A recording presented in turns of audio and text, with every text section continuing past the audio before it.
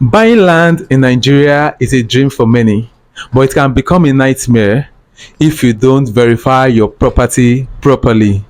I am Olajide, your trusted property lawyer, and in this video, I will show you how to legally verify your land and avoid being scammed. Now grab your pen and let's get right into it. Before anything else, you need to visit that property. Visit the property. Don't rely on pictures or video. You need to go to where the land is situated and check. Do a physical inspection on the property. Check whether the land fits your purpose. Whether it fits why you want to get the land, you need to go there and check. Don't rely on what people are telling you. You need to see a first-hand video. And if you're not in Nigeria, you can send someone you trusted, and properly you can do a video call with the person, and you can also still get a video from the person as long as you trust that person. But what I'm trying to say here is that you need to visit that property and check. You need to check whether it is waterlogged, check whether there is someone occupying that land, that property. You need to know whether there's someone in possession of that property.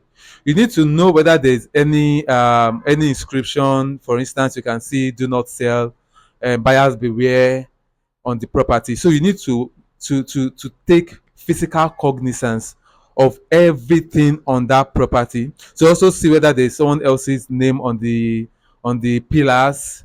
Everything matters when buying property. So you need to open your eyes well, get to visit the land, check everything. When I say everything, you need to check it. So you need to see also whether it fits your purpose. The second thing you need to do is to ask for the survey plan from the seller. Now, the trick is when you get the survey plan, you need to run the coordinates. Now, I'm telling you this. This is actually a secret. When you get the survey plan, do not chart the survey plan. That is one of the mistake majority people. That's what they do. Majority only chart the survey plan. And meanwhile, someone that wants to sell a bad land for you will also doctor the survey being given to you. So you need to go to that property again with your surveyor and chart the property. Pick the coordinate on that property. Do not pick coordinate on the survey. You need to pick coordinate on the property. And when you get your coordinates, when you chart the property, your surveyor knows what next to do. So what he's going to do now is that he's going to send it to the surveyor general's office to check.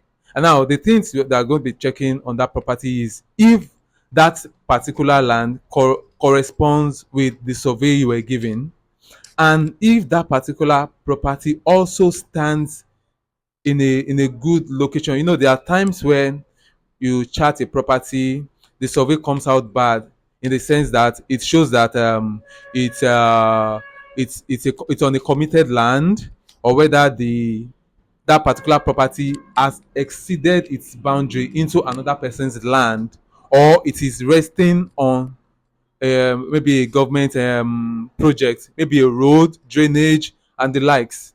So you need to be very sure. And also, it comes out to also let you know whether that property is or the location is zoned for agriculture, is zoned for industrial or commercial area, or for residential area. So you need to do that. Once again, I'll repeat, do not chart your survey. You need to go to the land itself to pick your coordinates to chart it. The next stage is to do a search on the property. You need to do a search on the property. So you can conduct search on property in the Lands Bureau, that's the Ministry of Lands, or at the High Court. Now, why do I say you need to conduct a search on your property? You need to know whether that particular property belongs to the person who is selling.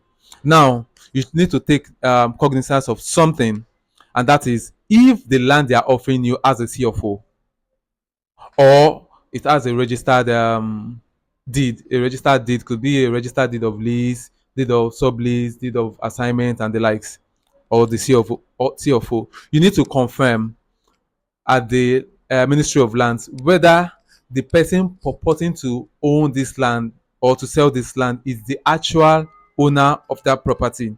So, as I will always say it, you need to get the service of a lawyer. So they are going to help you out in all these processes.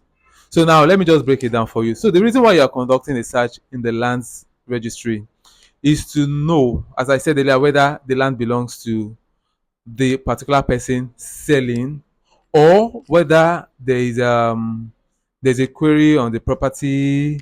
Then, but the thing is, there are some times where you want to purchase a land without title, so we still come to that. But any land with title, with a registered title, either CFO or deeds or registered deeds. So these are the things you need to do. And you also need to conduct your search at the High Court to check whether there is litigation on that property. There are a lot of people that are they think they are buying land, but in the actual sense, they are buying litigation. They are buying lawsuits. So you need to also check, do your search whether there is no we don't have any litigation, any lawsuits on that property. And another reason why you are conducting a search at the Ministry of Lands, it's also to know whether there's an encumbrance on that property. Now, what do I mean by encumbrance?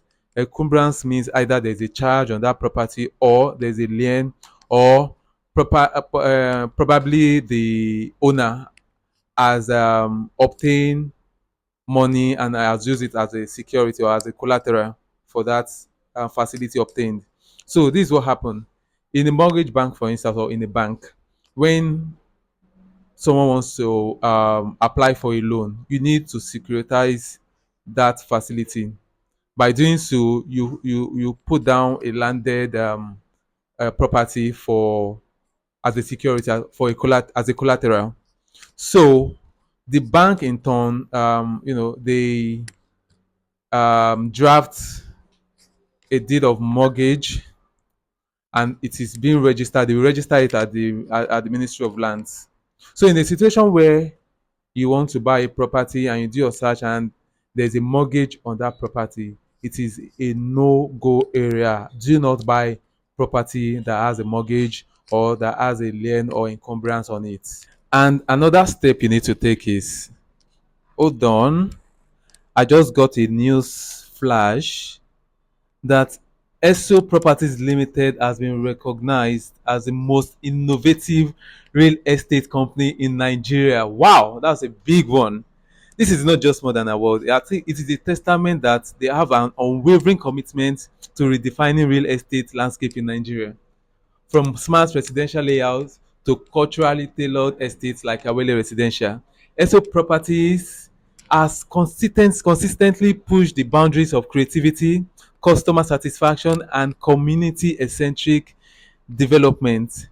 Innovation isn't just about technology, it is about solution. It is about understanding what people truly want in a home and delivering its excellence. Wow, that is a great one for a huge congratulations to ESO Properties Limited for this great achievement.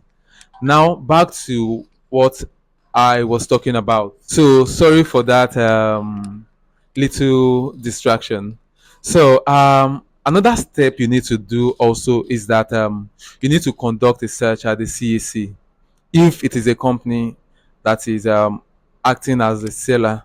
Now, the reason why you need to do that is to know whether the company actually have that right to sell the property, whether their constitution encourage or allows them to sell property, and also whether they would need a board resolution.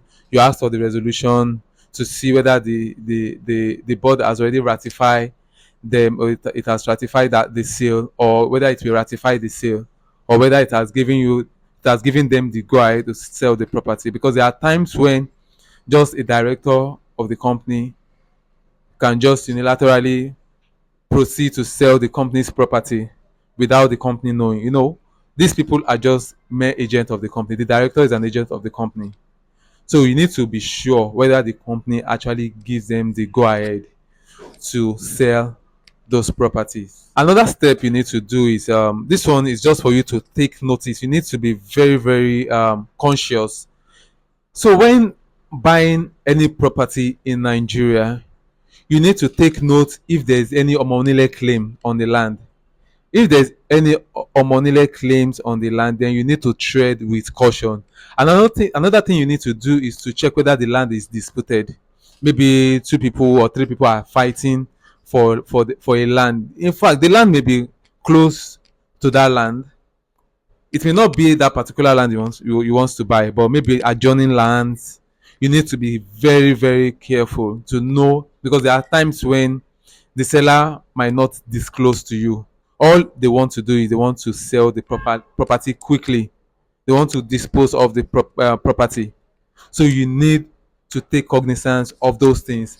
And another thing you need to do is also to, where land is, it doesn't have a clear ownership, is without clear ownership.